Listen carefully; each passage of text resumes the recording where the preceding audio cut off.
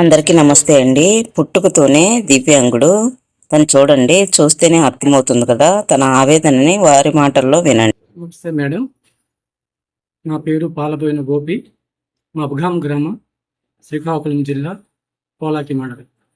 నేను వికలాంగుడినై ఉన్నాను. అందుకు గాను నాకు 2000లో 50% సర్టిఫికేట్ ఇచ్చింది మేడం మా గవర్నమెంట్ హాస్పిటల్లో శ్రీకాకుళంలో. తర్వాత సదరం కూడా 2011లో నాకు 50% వచ్చింది మేడం. నాకు అప్పుడు 2009 నుంచి పెన్షన్ వస్తుంది మేడం.